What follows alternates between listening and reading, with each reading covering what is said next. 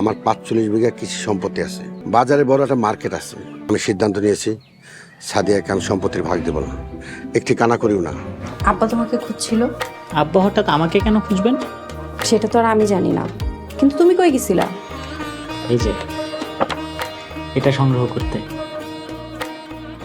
বাহ, ভালো, আমিও পড়তে চাই।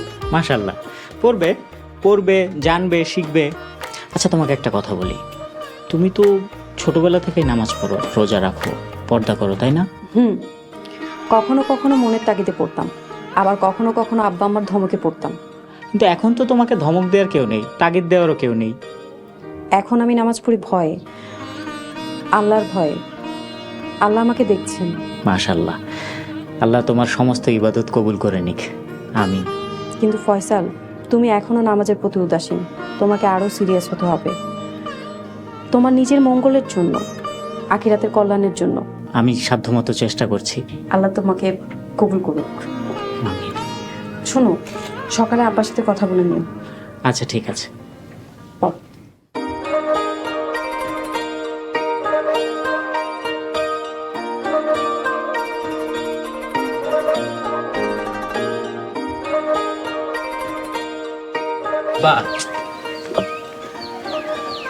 আসসালামু আলাইকুম।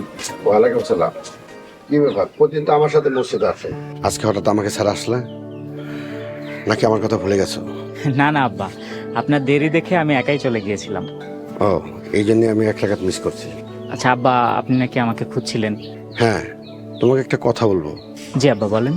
ফয়সাল, তুমি আর সাদিয়া প্রাপ্তবয়স্ক, তোমরা নিজেরই পছন্দ করে বিয়ে করছো।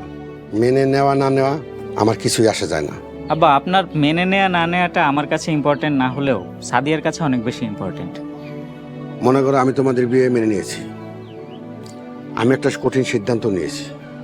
আমার ৪৫ বিঘা কৃষি সম্পত্তি আছে, বাজারে বড় একটা মার্কেট আছে, ব্যাংকে গচ্ছিত বেশ কিছু টাকাও আছে। আমি সিদ্ধান্ত নিয়েছি সাদিয়াকে আমি সম্পত্তির ভাগ দেব না, একটি কানা করিও না। আব্বা, এটা একদমই আপনার ব্যক্তিগত সিদ্ধান্ত, এখানে আমার কিছু বলার নেই। আমার আরেকটি সন্তান আছে, আমি চাই না ওই সন্তান সাদিয়াকে অনুসরণ করো।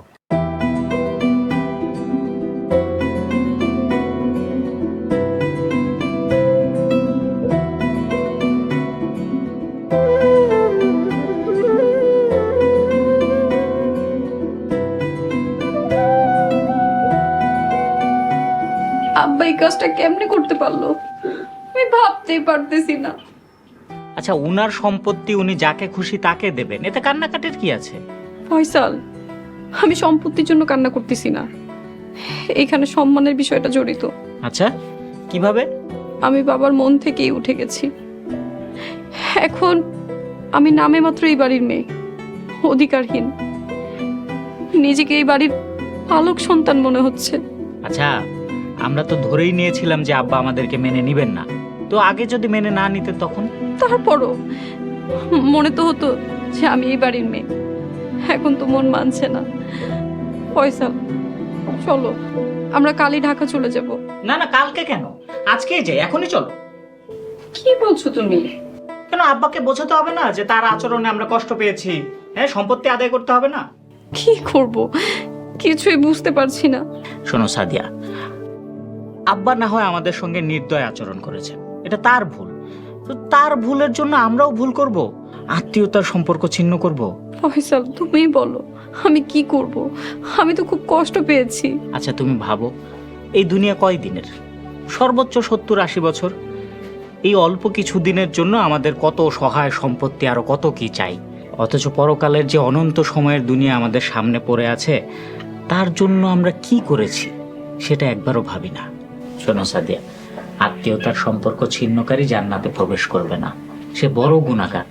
আমরা এই গুনার সাথে জড়িত হতে চাই না, ঠিক আছে? স্বাভাবিক থাকো, যেরকম হাসি মুখে আমরা এসেছিলাম সেরকম হাসি মুখেই বিদায় নেব, ইনশাআল্লাহ।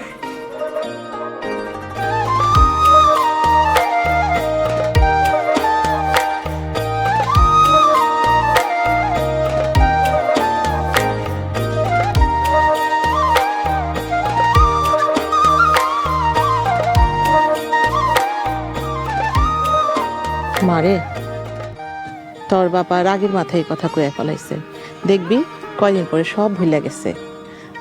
তুই চিন্তা করতেছ কেন? আমি আছি না তোর লগে। কে কইল আমি চিন্তা করতেছি?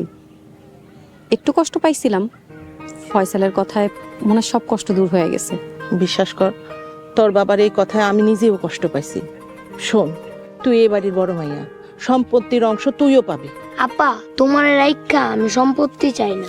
আমার কত ভালো ভাই, এই বইনেরে কখনো অস্বীকার করবি না, কখনো সম্পর্ক নষ্ট করতে চাবি না। আমার কোনো সম্পত্তি লাগবে না, আমার ভাই আমার কোটি টাকার সম্পত্তি। আমি আব্বারে কমু আমার সম্পত্তি লাগবে না। খবরদার আবার মুখের উপরে কোনো কথা কবি না। আমি তোর আব্বার লগে কথা কম, আমি নিজে কথা কম। আম্মা, তোমরা যদি আমার অপমান করতে না চাও, আল্লাহ দোহাই লাগে আব্বার লগে কোনো প্রকার কিছু লই কথা কইবা না। এরকম ছেলে মানুষই করলে আমি আর কোনোদিনও বাড়িতে আমো না। সবাই কথা কি কম, আমার নিজেরই তো মাইনা নিতে কষ্ট হইতেছে। আম্মা, তুমি যদি আমারে ভালোবেসে থাকো, আব্বার লগে সম্পত্তির বিষয়ে কোনো প্রকার কথা কইবা না। সাবধান, চল।